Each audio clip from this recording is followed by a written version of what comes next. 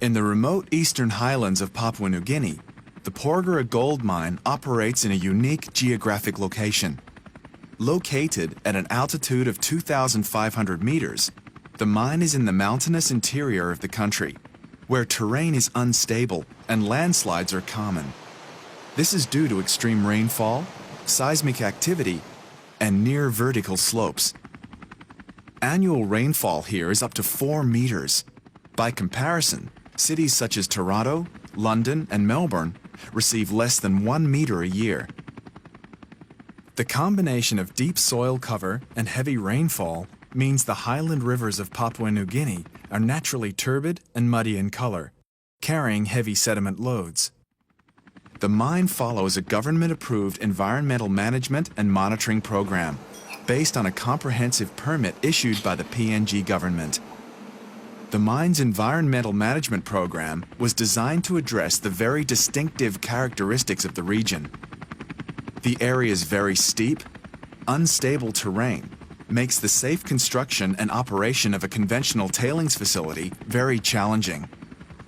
To understand the situation here, you have to go back in history. The Porgera mine undertook considerable feasibility studies in 1989 before the mine was developed, and the only safe option for dealing with tailings was riverine tailings disposal. That proposal was put to government, and government reviewed all the options. At the end of the day, they agreed that riverine tailings was the most safe way of dealing with tailings at Porgera. This means leftover material from the gold extraction process, commonly known as tailings, are treated and fully neutralized before being released to the river system to mix with natural sediments. This process is carefully monitored and controlled. Extensive river monitoring involves stringent processes developed in conjunction with the Commonwealth Scientific and Industrial Research Organization, CSIRO, Australia's national science agency. Monitoring data is reported on a regular basis to the Papua New Guinea government and to local stakeholders. In 20 years of operation, records show the mine has never exceeded the water quality compliance levels set out under its environmental permit. My view about Barrick and Porgera itself, the way it conducts its business is safe. As a Papua New Guinean, I'm very confident of the monitoring that we do here. We don't only monitor for the water and sediment samples, but we do other monitorings as well, like collecting the data for the river flow.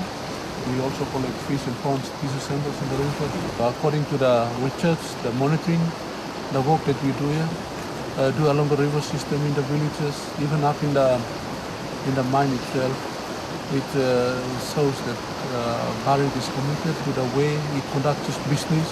It's very safe. I feel comfortable with my job and with the work I do. The Porgera mine's large team of more than 20 environmental scientists conduct the monitoring and testing, and results are verified by independent laboratories in Papua New Guinea and Australia.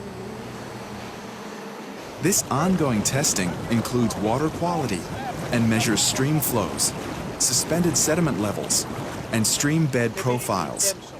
The mine's neutralization circuit is also continuously tested by Porgera's environmental laboratory to ensure it's operating properly. Porgera's environmental performance is also monitored by PEAK, the Porgera Environmental Advisory Committee, an independent organization that monitors performance and shares information about activities at the mine.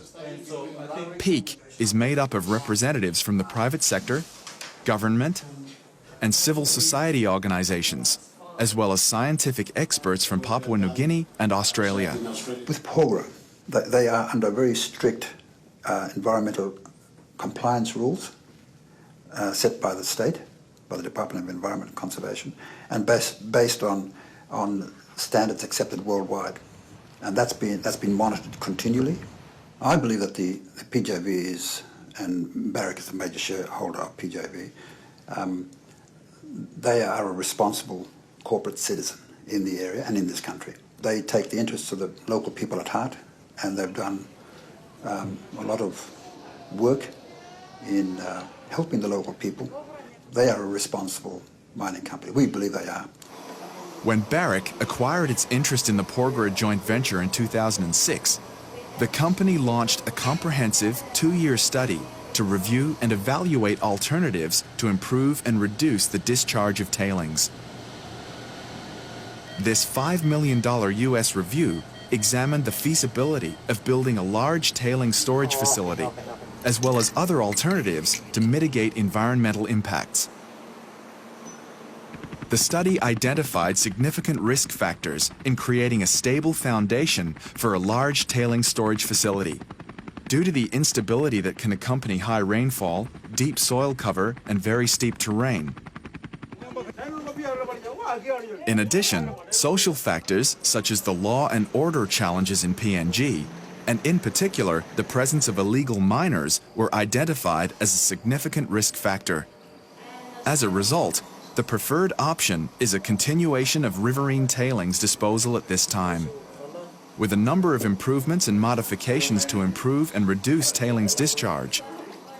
These include plans to increase ore production from the underground mine, resulting in an opportunity to store more tailings underground in the mine as backfill. A new paste backfill plant will be operational in 2010, and at least 10% of tailings will be blended with cement and stored permanently underground. Consistent with Barrick's environmental management program, Porgera is also currently pursuing ISO 14001 certification. Porgera has also achieved compliance under the International Cyanide Management Code. The Porgera mine has clearly demonstrated its commitment to responsible environmental management practices over 20 years of operation. Porgera's commitment to best practices and continuous improvement will ensure the mine remains an environmental leader in Papua New Guinea's resources sector well into the future.